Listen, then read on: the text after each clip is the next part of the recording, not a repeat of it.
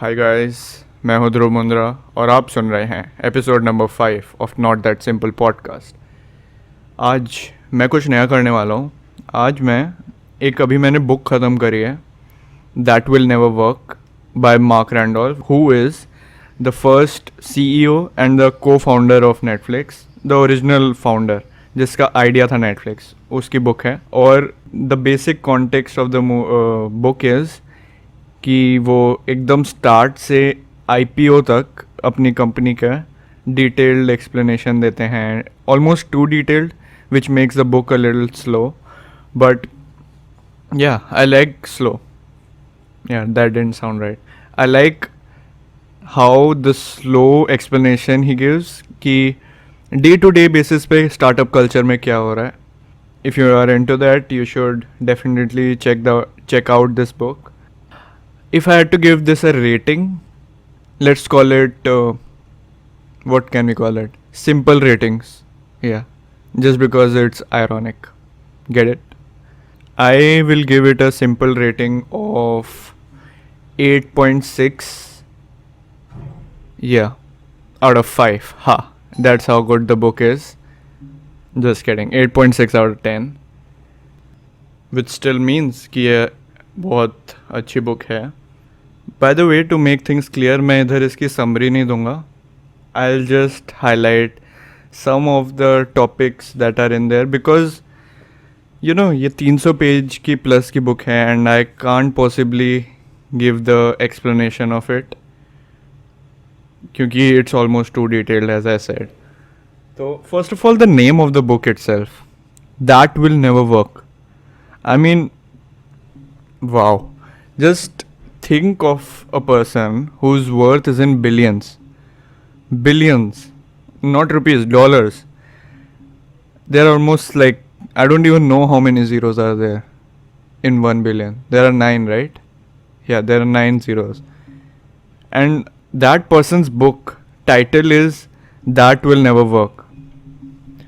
So, it's almost too ironic, and that is what which inspired me to keep the name of the podcast as it is. By the way, मेरी English इतनी ख़राब क्यों है? एक महान हस्ती ने ज़रूर कहा है कि ध्रुव, तो वो इंग्लिश मत ही बोला करो, एंड दैट महान हस्ती इज़ माई मदर।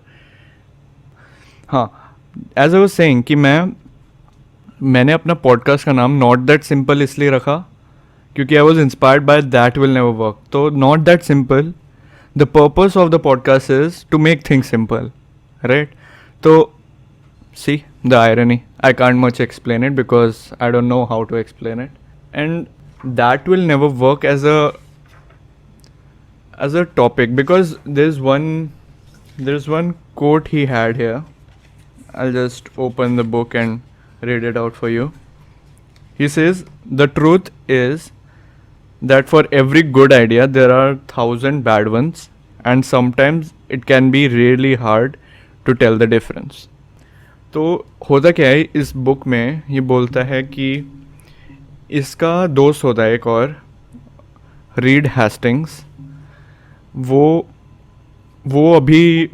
दोनों ही बहुत बड़े लोग हैं। वो like उस time relatively Mark Randolph was not a very big person, Reed Hasting was, क्योंकि उसने before even Netflix was founded, Reed Hastings ने प्योर एट्रिया करके कंपनी है उसको IPO तक पहुंचाया था, and he made a lot of money for that. Mark Randolph और ये दोस्त थे, Mark Randolph and Reed Hastings बहुत अच्छे दोस्त थे। तो वो दोनों काम पे जाते थे, तो सेम ही कार में, मतलब दोनों कार पुलिंग करके जाते थे। तो मार्क रैंडोल्फ ऐसा बंदा था जिसको हमेशा इनोवेटिव और आइडियाज़ आते रहते थे कि हमें बिजनेस इसका खोलना चाहिए, आइडियाज़ आते रहते थे। और रीड हेस्टिंग्स हमेशा उसमें गलतियाँ दिखाता था कि नहीं, ये गड़बड़ है। जैसे इसमें एक बार पर्सनलाइज शैम्पू की बात करी थी मार्क रैंडोल्फ ने, एग्जाम्पल है, मुझे अभी जस्ट दिमाग में याद आया। अच्छा हाँ, तो मार्क रैंडोल्फ ऐसे बोलता है पर्सनलाइज शैम्पू। रीड हेस्टिंग उसमें कहता है कि नहीं, when a company grows larger, तुम्हारे एक इंडिविजुअल कस्टमर्स का पर्सनलाइज चीज़ देखना, it just becomes too much of a task. तो दैट वाजंट स्केलेबल, तो वो आइडिया रिजेक्ट किया। तो मतलब ही गिव्स प्रॉपर एक्सप्लेनेशन कि क्यों आइडिया अच्छा नहीं है। तो ऐसा उसको बहुत बार बहुत तो लोगों ने कहा है कि that will never work, that will never work. और जैसे अभी मैंने कोट बोला, for every good idea there are thousand of bad ones. तो that just emphasizes on the point कि there is nothing called overnight success. Maybe अगर आप crypto में इन्वेस्ट करो तो maybe no hard feelings. तो overnight success नहीं होता है। तो उसके बारे में वो एम्फसाइज कर रहा है कि जब हम इतने बड़े स्टार्स को देखते हैं, कोई भी सेलिब्रिटी हो गया, कोई भी रिचेस्ट पर्सन हो गया, कोई भी रिचेस्ट नहीं, रिच पर्सन हो गया, तो ऐसा लगता है इट्स ऑलमोस्ट टू अनअटेनेबल, और इट्स ऑलमोस्ट लाइक उनका तो लक चल गया यार, एक ही दिन में वो सक्सेसफुल हो गए। लेकिन ऐसा नहीं है। यही बुक में एक अगर टेक अवे मैं ले जा रहा हूँ तो ये ज़रूर होगा कि मतलब ट्राई नंबर 1 कभी सक्सेसफुल नहीं होता है, एटलीस्ट बहुत रेयरली होता है। And there are few instances in the book जो मुझे फैसिनेटिंग लगे। बहुत चीज़ें हैं बुक में फैसिनेटिंग, हर चीज़ ही, हर चैप्टर ही फैसिनेटिंग है। बहुत ही अटैच था कंपनी से, वो सीईओ था, वो बहुत ज़्यादा फाउंडर था। तो एक्चुअली क्या था कि जब ये इन्होंने नेटफ्लिक्स चालू किया तब रीड हेस्टिंग्स, जैसे मैंने बताया, रीड हेस्टिंग्स के साथ पैसा था, के पास पैसा था, और मार्क रैंडॉल्फ के पास नहीं था। तो उन्होंने शुरू किया, तो रीड हेस्टिंग्स ने पैसे लगाए अपने $2 million, which gave him more stock than Mark Randolph. तो technically the bigger founder, the technical bigger owner of the company was Reed Hastings, not Mark Randolph. लेकिन CEO मार्क रैंडॉल्फ था, क्योंकि आइडिया उसका है, चलाता है वो ये है। रीड हेस्टिंग्स बीच बीच में बस चेक करने आता था इनिशियली। लेकिन हुआ क्या, as time passed on they became like from 5 membered company to 10 employed company, then 50 employee company. एक पॉइंट आया जब रीड हेस्टिंग्स को लगा कि this company won't have a future, कि अगर उसको मार्क रैंडॉल्फ ही लीड करते रहे तो। And he genuinely had a feeling उसको। तो उसने मार्क रैंडॉल्फ को अप्रोच किया कि देखो, I love and I respect you, but I don't think the company has a future if you continue to lead it, so we should lead it together. तो एक वो बहुत बड़ा ईगो मोमेंट था कंपनी का। लाइक इमेजिन, तुमने 2 साल दिए कंपनी को, तुम चला रहे हो, तुम सब कुछ मैनेज कर रहे हो, एंड फिर कोई बंदा जो स्टॉक तो बहुत है उसके पास मेरी कंपनी का, लेकिन वो आ नहीं रहा है, कुछ काम नहीं कर रहे, वो आके बोले कि भाई I don't think you are a good leader, I should come in as a CEO। That was a big ego point of the company of Mark Randolph, and he had a decision to make, and he decided to step down as a CEO and come in as a president. And in retrospective वो बोलता है कि वो उसका best decision था कि उसने back of किया, और he insisted Reed Hastings to continue the company. उसका one of the best decision था which made Netflix successful.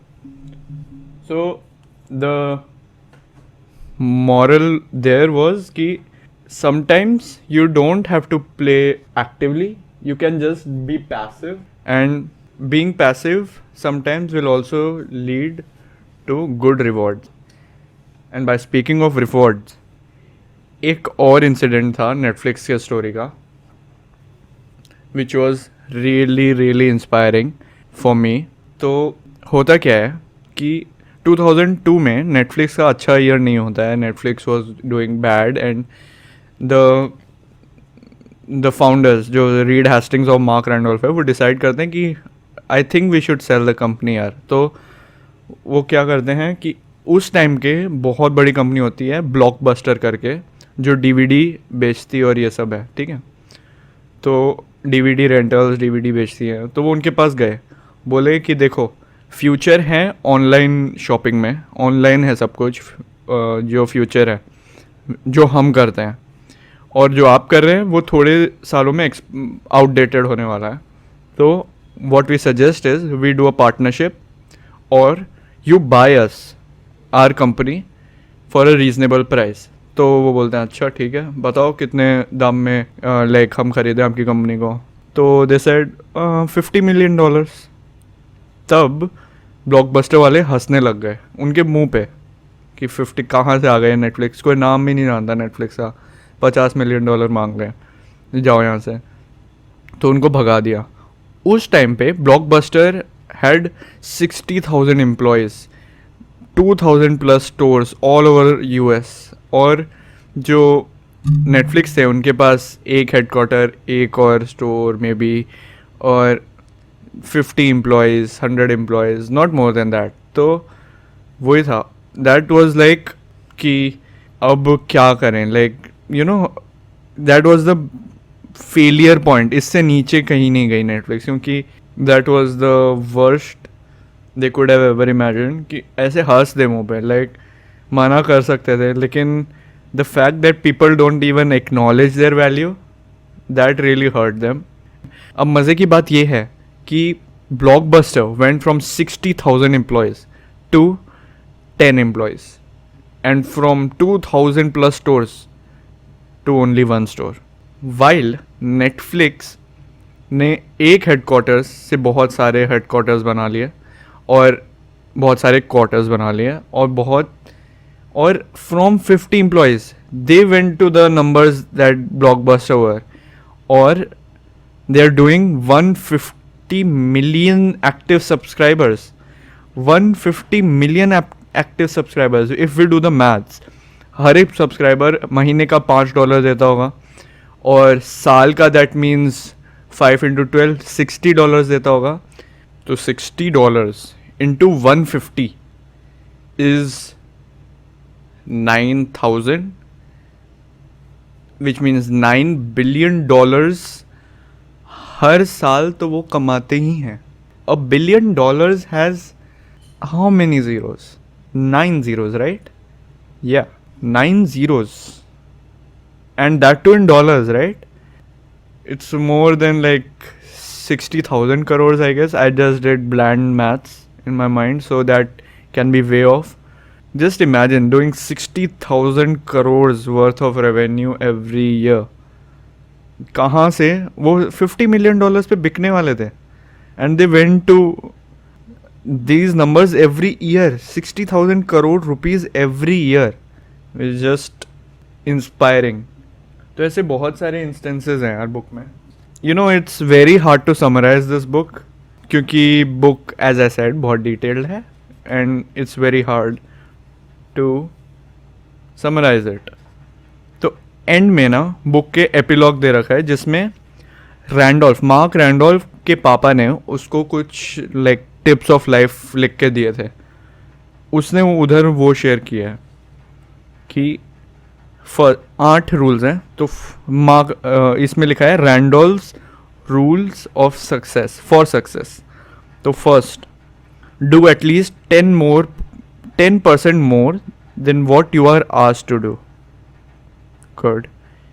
Second, never ever to anybody present as facts opinion on things you don't know. Take great care and discipline.